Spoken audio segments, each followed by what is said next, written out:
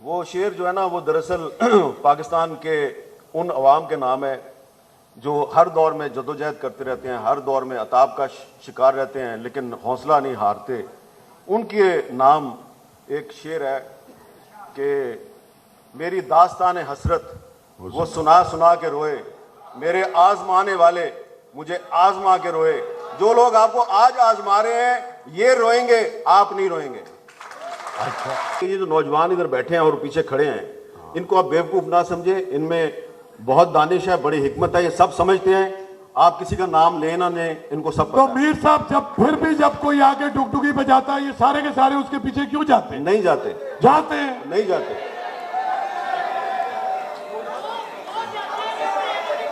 हाँ, वो जाते हैं जो बिरयानी की प्लेट के पीछे। ये बिरयानी की प्लेट वाले नहीं है। हाँ। ये इधर फैज, फराज और हबीब जालिब के दीवाने हैं ये। क्योंकि तुम अपनी महरूमी का जिक्र कर रहे हो और तुमने अपनी नाइंसाफी का जिक्र किया है, तो मैं तुम्हें बताना चाहता हूं कि जो जुल्म तुम्हारे साथ हुआ है वही जुल्म मेरे साथ इसी शहर लाहौर में हुआ है। तो जो जालिम तबका है उसकी ना तो कोई जुबान है, ना कोई सूबा है, ना कोई नस्ल है, वो जालिम है। और हम मजलूबों का भी कोई सूबा नहीं, कोई जुबान नहीं, कोई नस्ल नहीं, हमारे साथ भी जुल्म हो रहा है। तो जो तुम्हारे साथ हो रहा है वही हमारे साथ भी हो रहा है, फर्क है। तुम जुल्म और नाइंसाफी के खिलाफ जरा ज्यादा बुलंद आवाज बुलंद करते हो और हम मौका मिले तो आवाज बुलंद करते हैं, लेकिन मौका ना मिले तो खामोश रहते हैं। तो अहमद शाह साहब जो नौजवान है ना, उनमें गुस्सा भी है, कुछ नौजवानों में मायूसी भी है, लेकिन मुझे बड़ी हैरानी हुई कि अक्सर नौजवान जो हैं वो तमाम तर बुरे हालात के बावजूद वो इन हालात से मुकाबला करने के लिए तैयार हैं। वो सियासी क़यादतों से मायूस हैं, लेकिन उनका ये ख्याल है कि जो पाकिस्तान छोड़ के चले गए वो चले गए, लेकिन हमने पाकिस्तान छोड़ के नहीं जाना, हम यहीं पे रहेंगे। मीर साहब, ये सवाल मैं आपसे करना चाह रहा था। लड़ेंगे और जालिम तबके को शिकस्त देंगे। मीर साहब, सवाल मेरा था ही, वो ये था, आपने देखा होगा पिछले दिनों ये चल रहा है कि पिछले साल पाकिस्तान से 7 लाख लोग, डॉक्टर्स, इंजीनियर्स, IT प्रोफेशनल सारे छोड़ के चले गए, और वो ज़्यादातर लाइफ मतलब कोई उनको लाइफ थ्रेट नहीं था, वो इकोनॉमिक थ्रेट था कि वहाँ पैसे ज़्यादा कमा लेंगे। आपके तो ज़िंदगी पे कई हमले हुए, आपने क्यों नहीं सोचा आप? और आपको पता है कि आपको सारी दुनिया से ऑफरें थी, यूनाइटेड नेशन से लेके वो जो जर्नलिस्ट बियॉन्ड बॉर्डर और सारे, आप क्यों नहीं छोड़ के गए यहाँ से? देखिए, ये सवाल मुझे बहुत से लोग करते हैं। मेरे सामने इस वक्त मेरे बहुत से बुजुर्ग बैठे हुए हैं और इनमें से भी बहुत से बुजुर्ग ऐसे हैं जिन्होंने बड़े बड़े मुश्किल हालात देखे हैं। ये कुछ अरसा के लिए चले गए पाकिस्तान से, फिर पाकिस्तान वापस आ गए। तो पाकिस्तान से कुछ अरसे के लिए चले जाना ये कोई बुरी बात नहीं है। आप अल्लामा इकबाल और कायद आज़म की तरह तालीम हासिल करने के लिए बाहर जा सकते हैं, फिर आपको वापस आना है यहाँ पे। आप इफ्तिखार आरिफ साहब के लिए कुछ अरसे के लिए लंदन चले जाएं, नौकरी कर ले वहाँ पे उर्दू मरकज़ की, फिर पाकिस्तान वापस आ जाएं। आप किश्वर नाहीद साहबा की तरह और बहुत से लोग यहाँ बैठे हैं, आप कुछ अरसे के लिए जाएं, फिर पाकिस्तान वापस आ जाएं। तो मेरे पास हर तरह की मिसालें हैं। ऐसी भी हैं जो गए और वापस नहीं आए, लेकिन ज़्यादातर मिसालें ऐसी हैं जो गए और वापस आ गए। लेकिन मेरा एक मसला दूसरा था, मेरे हालात कुछ मुख्तलिफ थे। मसलन मैं आपको सिर्फ एक वाक़या बता देता हूँ कि 2014 में जब मुझे पे कराची में कातलाना हमला हुआ तो मैं ज़ख्मी पड़ा हुआ था आगा खान हॉस्पिटल में। तो वहाँ पे मुझे बहुत से दोस्त आके मशवरा देते थे कि आप कुछ अरसे के लिए पाकिस्तान से चले जाएं। तो एक दिन मुझे किसी ने बताया कि इस हॉस्पिटल के लॉन में कुछ लोग जो हैं वो मसल्ले डाल के तो तुम्हारे लिए दुआएं कर रहे हैं, और एक बूढ़ी अम्मा है, उसने ये तुम्हारे लिए इमाम जामन दिया है। सस्ता सा इमाम जामन था। अच्छा, उस दिन एक एयर एम्बुलेंस UAE से आई थी, कराची एयरपोर्ट पे खड़ी थी और मुझे बाहर जाने का बंदोबस्त हो रहा था। तो मैं बड़ा कंफ्यूज था, जाऊं ना जाऊं। तो मैंने अपने भाई से कहा कि ज़रा पता करो कि ये जो इमाम जामन अम्मा जी ने दिया है ये कौन है, ये कहाँ से आई है। तो वो गया नीचे, उसने पता किया तो पता चला वो अम्मा जी तुर्बत से आई है। तुर्बत से आई हैं आपका इमाम जामिल लेके? इमाम जामन लेके और हॉस्पिटल के लॉन में बैठ के दुआएं कर रही थी। तो मैंने अपने डॉक्टर को बुलाया, डॉक्टर इनाम पाल, बहुत बड़े डॉक्टर है ना डॉक्टर साहब, मैंने उनको बुलाया। मैंने कहा डॉक्टर साहब ये मुझे बाहर क्यों भिजवा रहे हैं। उन्होंने कहा जी ये हम पे प्रेशर है कि आपको बाहर भिजवा दिया जाए, वैसे हम आपका इलाज कर सकते हैं। मैंने कहा आप मेरा इलाज यहीं पे कर लेंगे। उन्होंने कहा 2 गोलियां आपके जिस्म के अंदर हैं, वो निकालने की जरूरत नहीं है, बाकी 4 मैं निकाल चुका हूं। तो if you want to stay here you can stay. तो मैंने उनको अपना फैसला सुनाया। मैंने कहा डॉक्टर साहब उनको बता दें मैं कहीं नहीं जा रहा। उसने मुझे पूछा क्यों नहीं जा रहे।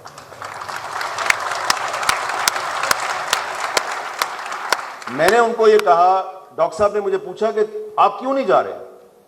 मैंने कहा डॉक्टर साहब आपके हॉस्पिटल के लॉन में बाहर एक बलोच बुजुर्ग खातून बैठी है, मेरे लिए दुआएं कर रही है। अगर मैं चला गया तो वो सोचेगी ये तो भाग गया। तो इसलिए ऐसे बहुत से लोग जिन्होंने मेरे लिए दुआ की है, इस मुश्किल वक्त में मेरा साथ दिया है, उनको मैं ये तासुर नहीं देना चाहता कि मैं उनको छोड़ के चला गया हूं। तो उनके साथ ही जिएंगे, उनके साथ ही मरेंगे। साहब आप इंटरव्यू सारी उम्र करते रहे, चलिए अब फिर इसी पे आ जाते हैं। आप दुनिया के वाहिद सहाफ़ी हैं जिन्होंने बहुत ही नामवर लोगों के इंटरव्यू किए हैं। मतलब मैं बहुत लोग हैं लेकिन मैं खास तौर पर नेल्सन मंडेला का आपने इंटरव्यू किया है, आपने यासर अरफात का इंटरव्यू किया है, ये 2 बहुत ही बड़े, उसके 4-6 यूनाइटेड नेशन के जनरल कोफी अन्नान का आपने इंटरव्यू किया है, आपने हिलरी क्लिंटन का इंटरव्यू, बान की मून का किया, सबका किया। सवाल मेरा दूसरा था लेकिन अब इसी पे बात कर लेते हैं। आपने यानी आप दुनिया के कुछ ऐसे स्टेट्समैन से मिले कि जो अपनी एक जो रियासत थी उनकी, उनके लिए उन्होंने तकलीफें भी काटी और ख्वाब भी देखे, और आपके जहन में भी एक तस्वुर है कि मेरी रियासत कैसी होनी चाहिए। तो आप ज़रा सा, तो मैं चाहता हूँ कि मंडेला ज़ाहिर है पूरी दुनिया का हीरो है, हमारे बच्चों में भी हीरो है, जैसे एक ज़माने में चे होता था, चे गुवेरा। थोड़ा सा हमें वो बताएं मंडेला और यासर अरफात के बारे में। और मैं एक और आदमी था जिसका आपने इंटरव्यू किया था, उसके बारे में बात नहीं करते, बाद में जिक्र करेंगे। वो आप दुनिया के वाहिद सहाफ़ी हैं जिसने उनका इंटरव्यू किया था। ये 9/11 के बाद की सूरत हाल है। तो थोड़ा सा मंडेला के साथ कुछ यादें शेयर करें। देखिए नेल्सन मंडेला साहब ने, उनके साथ मैंने बड़ी मुश्किल से इंटरव्यू फिक्स किया था, और मेरे साथ ये हुआ कि आप बतौर सहाफ़ी, कुछ लोग आपके लिए स्टोरी होते हैं, तो आप अपनी स्टोरी के लिए उनका इंटरव्यू करते हैं। जैसा कि अभी आपने जिक्र किया, नाम नहीं लिया, मैं ले देता हूं, उसामा बिन लादेन। वो मेरे लिए स्टोरी था, तो मैंने उसका इंटरव्यू इसलिए किया कि वो मेरी स्टोरी था। नेल्सन मंडेला का इंटरव्यू मैं इसलिए करना चाह रहा था कि वो मेरा हीरो था।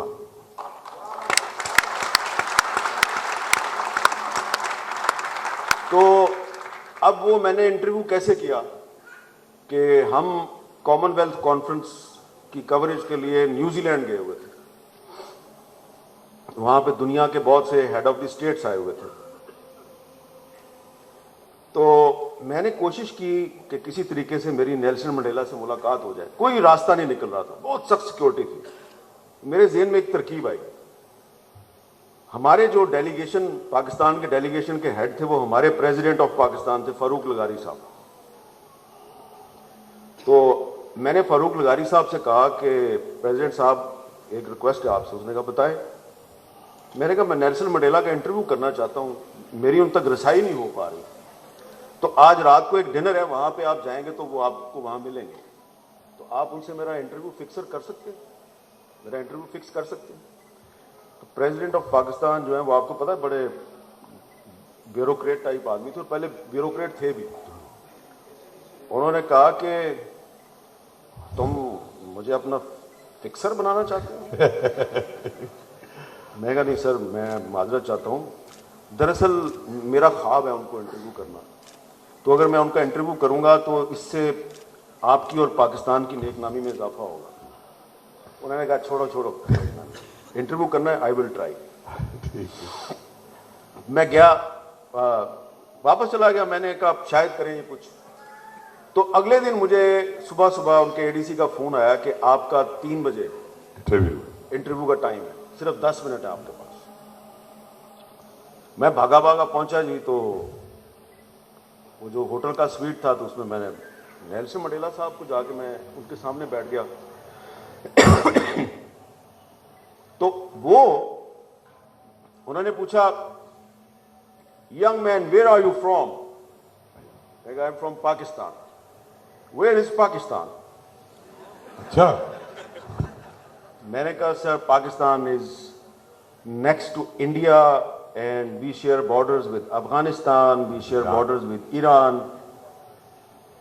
तो उसने अपने सेक्रेटरी को कहा कि वर्ल्ड मैप लेके आओ। अब वो मैप देख रहा है तो उसने वो identify, okay you are here. अब मैंने रियलाइज किया कि ये जो मेरा हीरो है ये 28 साल जेल में रहा है, ये अपने मुल्क का सदर तो बन गया है लेकिन इसको दुनिया के बारे में अभी तक पता नहीं है सही तरह। तो ये आइडेंटिफाई कर रहा है कि पाकिस्तान किधर है। तो उसने जब पता कर लिया कि ये पाकिस्तान है, कहता oh no I understand, where is the Deoband university? अच्छा। मैंने कहा Deoband university? There is no Deoband university in Pakistan. No no, there is a Deoband university which is creating problems for my country. मैंने कहा sir there is no Deoband university and we are not creating any problems in your country. तो अब मैं घड़ी भी देख रहा हूं बार बार। मैंने कहा यार मेरे 5-6 मिनट गुजर गए, टोटल 10 मिनट हैं, तो ये मेरा हीरो जो है ये इसने मुझे किस चक्कर में डाल दिया? अब उसको एक स्टेट्समैन के तौर पे अपने मुल्क के प्रॉब्लम्स की बड़ी फिक्र थी। सेक्रेटरी आया, उसने उसके कान में कुछ सरगोशी की, तो नेल्सन मंडेला ने मुझे कहा, oh young man I am sorry, this university is not in Pakistan, this is in India. अच्छा। मैंने कहा but there is no Deoband university in India. तो वो जो सेक्रेटरी था वो दूर से बोला, actually the president is talking about Deoband university. ओ मैंने कहा दारुल उलूम देवबंद।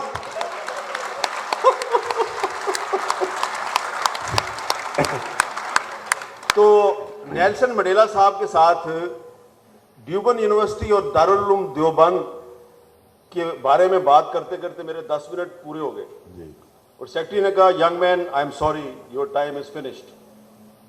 मैंने तो रौला डाल दिया ना वहां पे, जो आप हमेशा करते हैं। नहीं मैंने वहां पे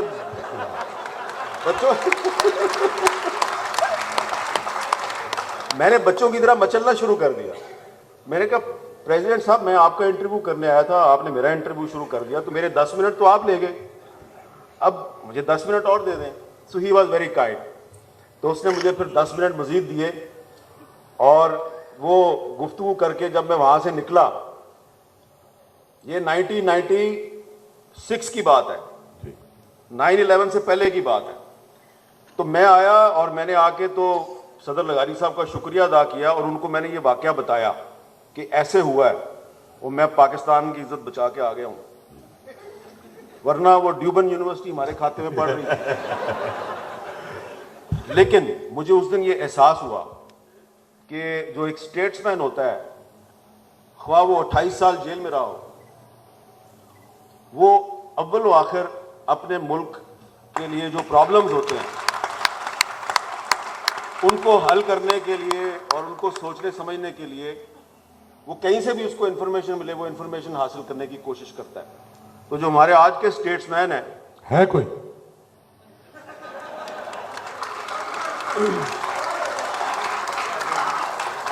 हुक्मरान तबका, ठीक है, मैं अपना लफ्ज स्टेट्समैन वापस लेता हूँ। है ही।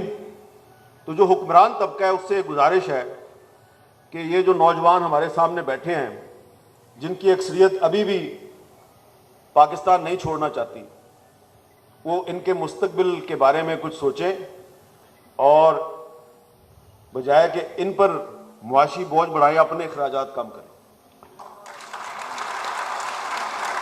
सोचेंगे, ये सोचेंगे कभी? देखें, इनको सोचना पड़ेगा, अच्छा, क्योंकि अगर इन्होंने ना सोचा तो फिर ये अभी नौजवान जो हैं वो पुरअमन तौर पे हमारे साथ जो बातचीत करते हैं, और हालांकि आप बड़ी कोशिश करते हैं कि पुरतशद्दुद हो जाए। मैं इन नौजवानों की जो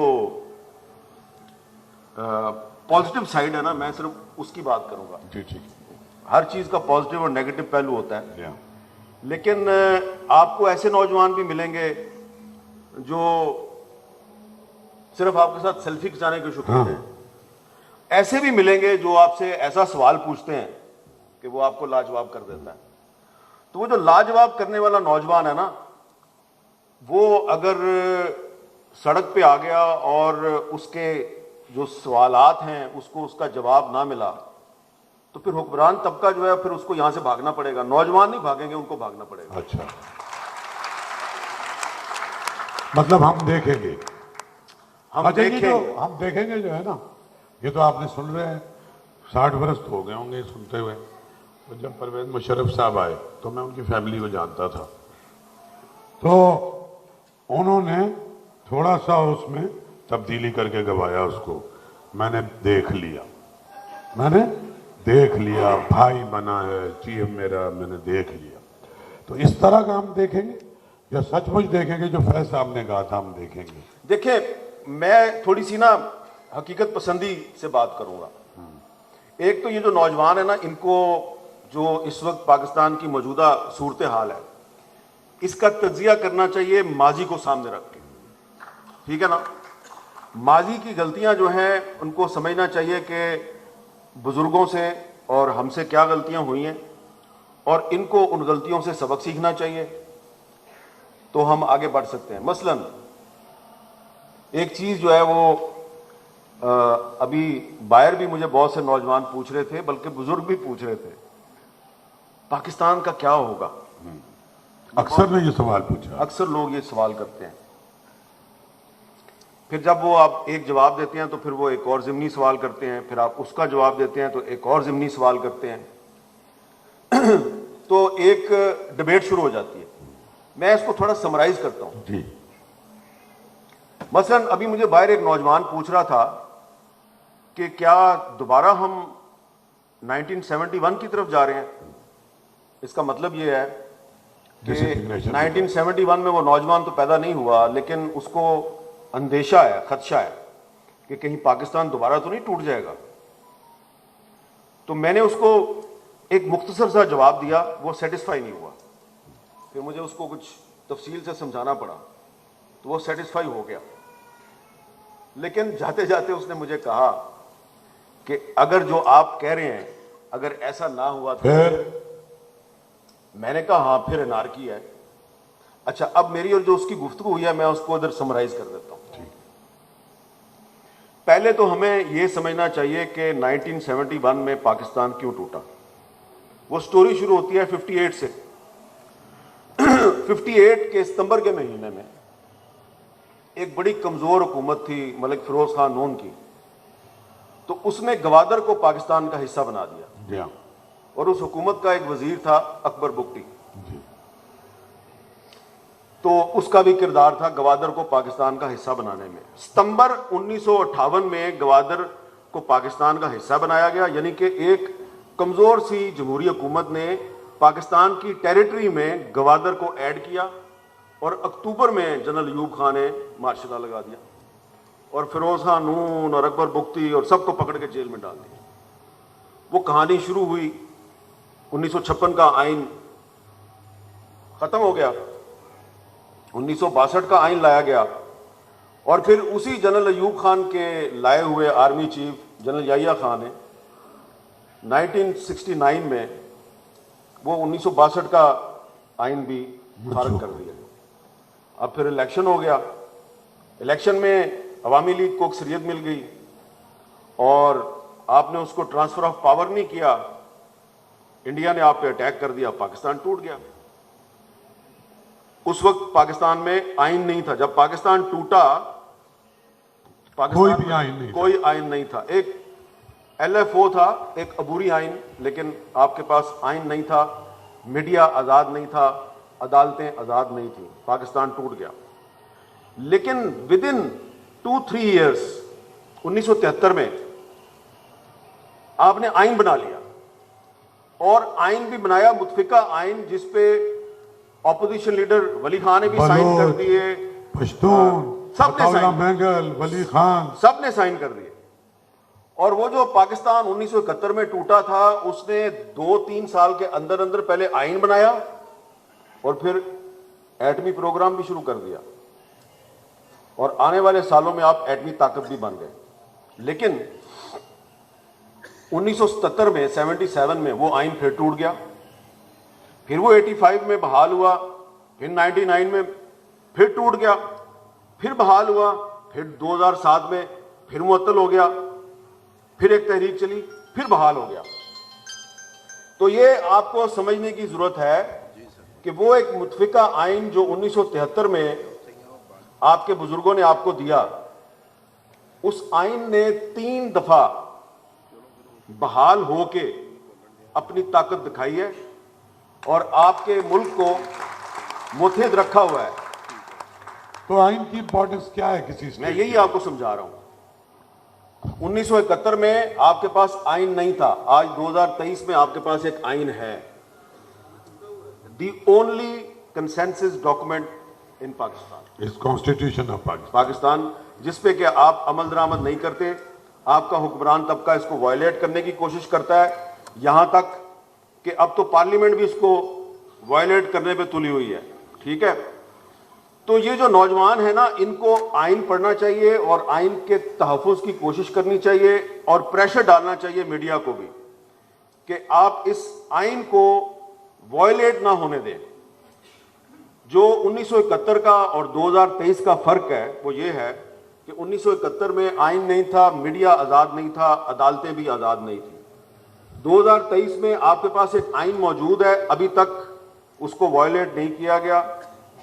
मीडिया जो है निस्बतन आज़ाद है, पूरा आज़ाद नहीं है, थोड़ा सा आज़ाद है, और अदालतें जो हैं वो भी मुझे इतनी आज़ाद नज़र नहीं आती, और पार्लियामेंट इस आइन की खिलाफ वर्जी पर तुली हुई है। तो अगर आप और हम मिलकर इस आइन को बचा लें और इसकी खिलाफ वर्जी करने वाले जो है उनको ये बता दें कि अगर तुम इस आइन की खिलाफ वर्जी से बाज ना आए तो मुल्क के अवाम तुम्हें माफ नहीं करेंगे, तो पाकिस्तान को कुछ नहीं होगा। मीर साहब, जाहिर है आप बहुत लंबी हम बात कर सकते हैं, अभी वक्त हमारे पास है।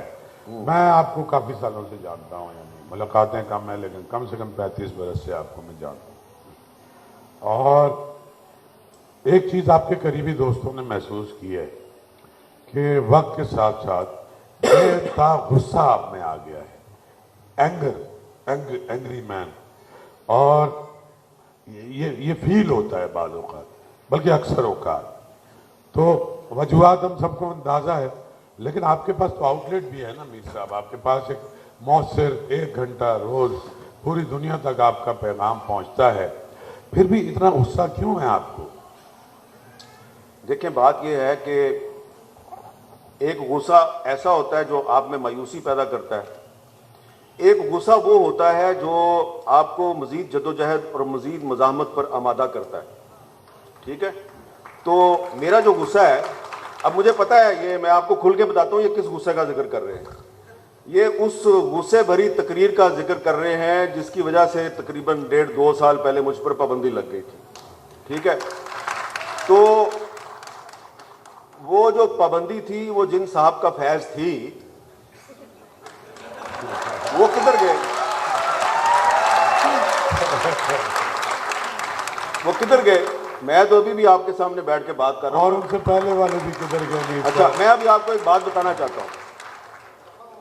आसमा शिराजी से माजरत के साथ। अच्छा, वो उस दिन जो तकरीर थी ना मेरी, उससे पहले ये आसमा शिराजी ने तकरीर की थी, और इसने इतनी दर्द भरी तकरीर की कि मुझे बड़ा गुस्सा आ गया कि यार इस मुल्क में हम जो मर्द सहाफ़ी हैं, हमारी भी हाथ पांव तोड़े जा रहे हैं, और इसके भी घर में घुस के इसको डराया धमकाया जाता है। और वहां पे एक वकील भी थी, खातून वकील, उसको मेरे सामने एक इंटेलिजेंस का आदमी जो है वो उसको थ्रेट कर रहा था। तो आप देखें कि एक मुजाहरा हो रहा है, उस मुजाहरे में आसमा शिराजी तकरीर कर रही है, वो आज़ादी सहाफत पे जो हमले किए जा रहे हैं उसकी मजम्मत कर रही है, और वहीं पे एक खातून वकील जो है उसको धमकी भी दी जा रही है, और मैं इधर भी देख रहा हूं और मैं इधर भी देख रहा हूं। तो उसके बाद उन्होंने मुझे बुला लिया।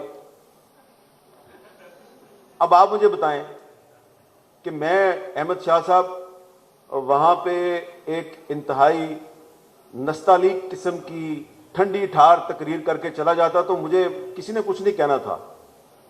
मुझे वहां पे एक गुस्से का इजहार करना चाहिए था या नहीं करना चाहिए था? नहीं, वो बिल्कुल करना चाहिए था। हाँ, ठीक है, करना चाहिए था। तो मैंने, हो सकता है कि मेरे को अल्फाज जो हैं वो जरा सख्त हो गए हों, ठीक है, हो सकता है, लेकिन मैं आपको बताऊं कि अगर आप ये रोजाना, ये नौजवान जो हैं अभी सिर्फ मुआशी मसाइल का शिकार हैं, अभी तो इनको सिर्फ महंगाई मारती है ना, ये सब्र शुक्र करके इधर बैठ के सुकून से मेरी बातें सुन रहे हैं। लेकिन अगर रोजाना इन नौजवानों के साथ वही कुछ हो जो कि इस्लामाबाद में असद तूर के साथ हुआ, या मतीउल्लाह जान के साथ हुआ, या अबसार आलम के साथ हुआ, या आसमा शिराजी और गरीदा फारूकी के साथ हुआ, तो फिर ये नौजवान तकरीर नहीं करेंगे, ये घरों में घुस के मारेंगे आपको। इसलिए इनके गुस्से से बचो।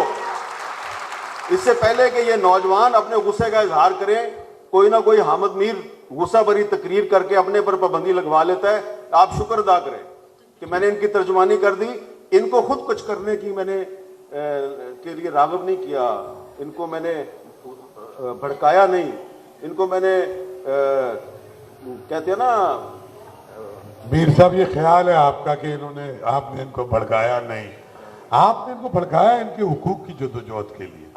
आपने इन्हें रियलाइज कराया कि तारीख ने कौमों को दिया है यही पैगाम, हक मांगना तौहीन है, हक छीन लिया जाए। देखिए, एक बात मैं जरूर कहना चाहता हूं, मेरा एक्सपीरियंस है एज अ जर्नलिस्ट, ये जो पाकिस्तानी कौम है ना, ये बड़ी बहादुर कौम है। ये मैंने 2005 के जल्जले में देखा, ये मैंने 2010 के सैलाब में देखा, और ये मैंने पिछले साल 2022 के सैलाब में देखा, सिंध में और बलोचिस्तान में। आप जो यहाँ लाहौर में बैठे हुए ना, हो सकता है आप में से बहुत सौ का ताल्लुक बलोचिस्तान से और सिंध से हो, आपको पता होगा कि बलोचिस्तान और सिंध में सैलाब ने क्या तबाही मचाई। इतनी तबाही कि अभी भी सिंध के बहुत से इलाके अभी भी 2023 के फरवरी में भी पानी में डूबे हुए हैं जी। तो इतनी बहादुर कौम है, ये जल्जलों का मुकाबला कर लेती है, ये सैलाब का मुकाबला कर लेती है, और ये कौम जो है ये दहशतगर्दी का मुकाबला भी करती है।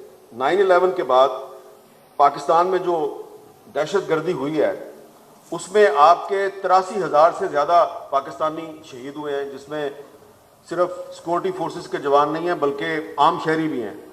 कुल तकरीबन 126 अरब डॉलर का पाकिस्तान को नुकसान हुआ है। इसके बावजूद हमने मुकाबला किया है, ठीक है, मुकाबला इसलिए किया है कि आपकी कौम जो है बुनियादी तौर पे एक बहादुर कौम है, लेकिन इस बहादुर कौम को एक मुखलिस क़यादत की जरूरत है, और अगर आपको मुखलिस क़यादत मिल जाए तो ये कौम जो है ये अपने मसाइल को शिकस्त दे सकती है। हमारा मसला क्या है? हमारा मसला ये है कि हमारे मसाइल बड़े सादा हैं, लेकिन हमारे हुक्मरान बड़े पेचीदा और मुश्किल किस्म के सोल्यूशन पेश करते हैं। सादा से मसले का सादा सा हल होता है, ये सादा से मसले का एक मुश्किल हल IMF से डिस्कस करके हम पे इम्पोज कर देते हैं।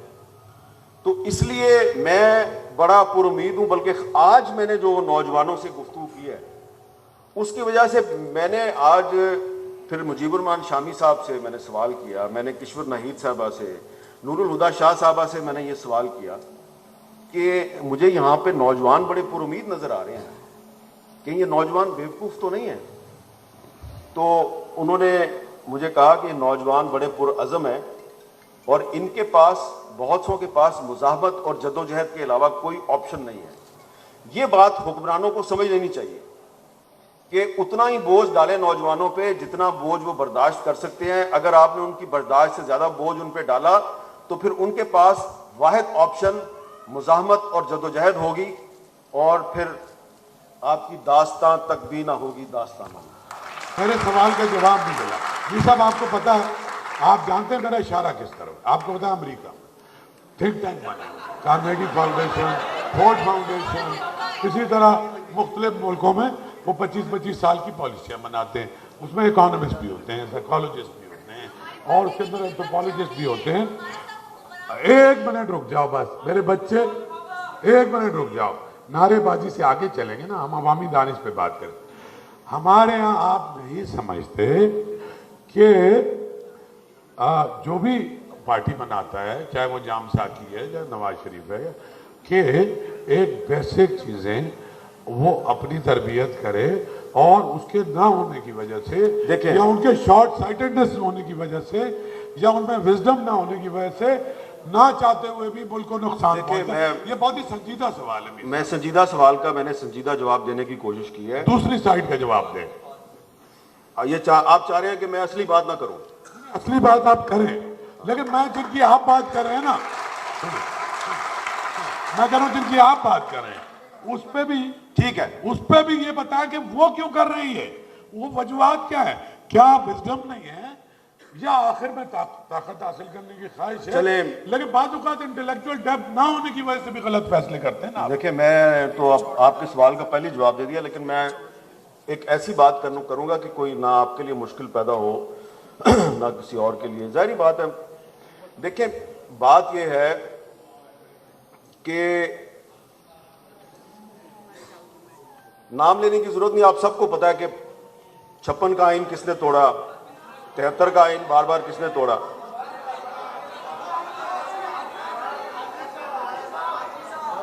हाजी साहब, वो कह रहे हैं हाजी साहब।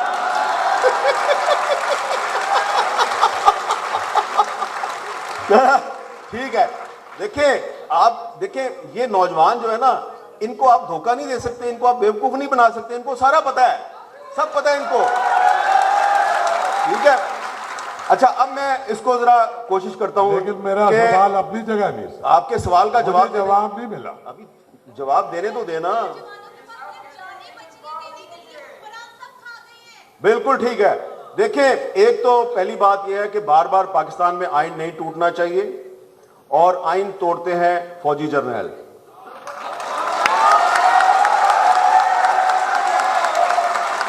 मेरा तो सवाल ये है कि क्यों करते हैं? वो इसलिए करते हैं कि सियासतदान आपस में लड़ते हैं, सियासतदान आपस में लड़ते हैं। 58 में भी लड़ रहे थे तो उन्होंने इक़्तिदार पे कब्जा कर लिया, 77 में भी लड़ रहे थे, 99 में भी लड़ रहे थे। तो एक तो हर कीमत पर पाकिस्तान के आइन का तहफ़्फ़ुज़, पाकिस्तान की बका की ज़मानत है, पाकिस्तान का आइन नहीं टूटना चाहिए। किसी फौजी जर्नैल को यह इजाज़त नहीं देनी चाहिए कि वो पाकिस्तान का आइन तोड़े।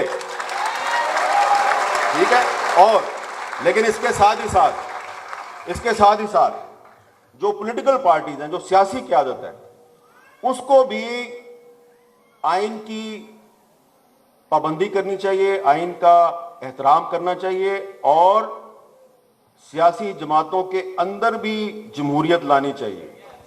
क्योंकि हमारी जो सियासी जमातें हैं, बड़ी सियासी जमातें, इनके अंदर जमहूरियत नहीं है। और ये जो नौजवान बैठे हुए हैं, ये सिर्फ इनको उन्होंने अपना सियासत का ईंधन बनाया हुआ है।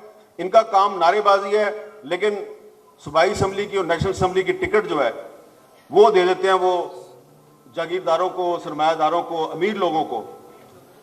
तो जब तक सियासी जमातें अपने अंदर जमहूरियत नहीं लाएंगी और नौजवानों को आगे नहीं लेके आएंगी, खास तौर पे खवातीन को, तो सियासी जमातें मजबूत नहीं होंगी, सियासी जमातें अपना पॉलिटिकल कैडर नहीं बना सकेंगी। जब सियासी जमातों के पास अपना पॉलिटिकल कैडर होगा, एक ट्रेंड और नजरियाती कैडर, तो फिर यह नहीं होगा कि रोज आप लॉन्ग मार्च का ऐलान करें और लोग इस सड़कों पे ना आए। ठीक है ना? तो एक तरफ जो फौज और जुडिशरी है उसको भी आइन का एहतराम करना चाहिए, दूसरी तरफ सियासी क़यादत को भी आइन का एहतराम करना चाहिए, जमहूरी इदारों को मजबूत बनाना चाहिए, और सबसे बड़ी बात कि अगर आपने पाकिस्तान को बदलना है तो हर शोबा है जिंदगी में खवातीन को आगे लेके आए, क्योंकि जो खवातीन है वही पाकिस्तान को बदल सकती है। और इसीलिए अहमद शाह साहब, आप माने या ना माने, ये नौजवान जो है ना, इनको पता है कि पाकिस्तान के मसाइल की जड़ कौन है, और वो नाम भी ले रहे हो। मीर साहब, आपने काम तो आपने भी वही किया है जो इससे पहले नारे लगवाते रहे। मतलब मेरा कहने का सवाल ये था, आप चाहते हैं आपका हुक्मरान तबका पढ़े लिखे ना, दानिश के करीब ना गुजरे, फिलोसफी सोशियोलॉजी से उसका ताल्लुक ना हो, देखिए इकोनॉमिक्स उसे पता ना हो, तो नारे तो वो भी लगवाते हैं, आप भी लगवा रहे हैं। मैं 1973 का आइन इसी सियासी क़यादत ने बनाया ना। हाँ। तो मैं ये कह रहा हूं जो हमारी कलेक्टिव विजडम का नतीजा एक आइन की सूरत में सामने आया है, उसका सब एहतराम करे, फौज भी एहतराम करे, अदलिया भी एहतराम करे, और सियासी क़यादत भी एहतराम करे। और जब आप सियासी जमातों में जमहूरियत लेके आएंगे तो वो सियासी जमातों की क़यादत जो है वो कलेक्टिव पब्लिक विजडम को आगे बढ़ाएगी। तो इसलिए सिर्फ हम फौज से मुतालबा नहीं कर रहे कि आप जमहूरियत का और आइन का एहतराम करें, हम सियासी जमातों से भी मुतालबा कर रहे हैं। तो अगर आप सिर्फ सियासी जमातों को और सियासतदानों को बुरा कहेंगे कि ये बड़े जाहिल लोग हैं, और जो लोग आइन तोड़ते हैं उनका नाम भी लेना पसंद नहीं फरमाएंगे, तो ये बड़ी नाइंसाफी है। तो ये किसने किया वैसे? मैंने कभी किया भी इसका भी? जी क्या हुआ बेटा? बिल्कुल चिट आ गई है शाह साहब। नहीं, वो चिट नहीं आई। नहीं, वो कह रहे हैं 5 मिनट हैं हमारे पास। मीर साहब, आपने दुनिया देखी है, मैं भी चंद मुल्कों में गया हूं। मेरा सबसे संजीदा जवाब जो था,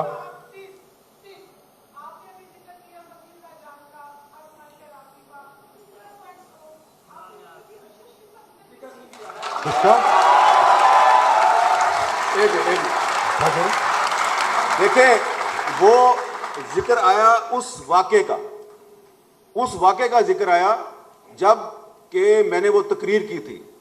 उस वक्त किसको गोली मारी गई थी? अबसार आलम को। उस वक्त किसके घर में नकाबपोश घुसे थे? आसमा शिराजी के। और शायद अगर आपको नहीं पता तो अरशद शरीफ के लिए भी हमने मुजाहरे किए हैं, अरशद शरीफ के लिए भी हमने बात की है, अपने टीवी प्रोग्रामों में भी बात की है, और वो जो इमरान रियाज साहब हैं उनके लिए भी बात की है, सबके लिए बात की है। लेकिन अपने आप में बर्दाश्त पैदा करें ना, क्योंकि ये अक्सर लोगों को तो पता है कि हम तो हर इधर, अभी शायद असलम साहब फिर रहे थे जिनको भी 2 हफ्ते पहले गिरफ्तार किया गया, उनके लिए भी बात की, उनके लिए हमने टीवी प्रोग्राम में बात की। इसलिए तो जो है ना, ये जो सियासी तासुबात है ना, इनका मुजाहरा ना करें। मैंने वो नाम उसलिए लिए कि उस वक्त 2 साल पहले इमरान खान साहब के दौरे हुकूमत में जब सहाफियों पे जब जुल्म और जबर का बाजार गर्म था तो बहुत से लोग खामोश थे और हम बोल रहे थे।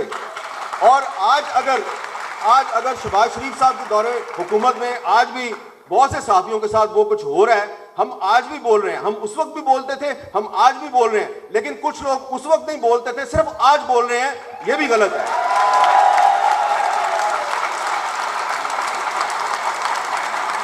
नहीं, सवाल जवाब नहीं हो रहे। मीर साहब, आपको फिर गुस्सा आ गया? नहीं, गुस्सा नहीं आया, मैंने जवाब दिया है। अच्छा, नहीं, जवाब में गुस्सा, जवाब ये दिया है कि अगर आप सहाफत पर पाबंदी इमरान खान के दौर में लगाएंगे या शहबाज शरीफ के दौर में लगाएंगे, हम दोनों दौर में बोलेंगे। ये नहीं होगा कि एक दौर में बोलो और दूसरे दौर में चुप कर जाओ। और सहाफत के अलावा भी ह्यूमन राइट्स के हवाले से भी आपका ये स्टांस है। आपको पता है कि आज आसमा जहांगीर की बरसी है जी, आपको पता है आज मकबूल भट्ट साहब की बरसी है। तो हमारे तो ये हीरो हैं जिनको आसमा जहांगीर जो है उसने जनरल याया खान के खिलाफ भी मुजामत की, जनरल अयूब खान के खिलाफ भी मुजामत की, ज़ियाउल हक के खिलाफ भी मुजामत की, मुशर्रफ के खिलाफ भी मुजामत की। और मकबूल भट्ट साहब जो है वो फांसी तो उनको दिल्ली में लगाया गया था, लेकिन वो भी पाकिस्तान के हर हुक्मरान के ज़ेरे ताब रहे। तो हम दरअसल समझते ये हैं कि किसी भी सियासी जमात की या किसी भी मिलिट्री डिक्टेटर की हुकूमत हो पाकिस्तान में जो मजलूम तबका है उस पर जुल्म चलता रहता है और हमें जो है हमेशा हर दौरे हुकूमत में मजलूम तबके के साथ खड़ा होना पड़ता है, क्योंकि जो जालिम तबका है उसकी एक ही नस्ल है, उसकी एक ही जात है।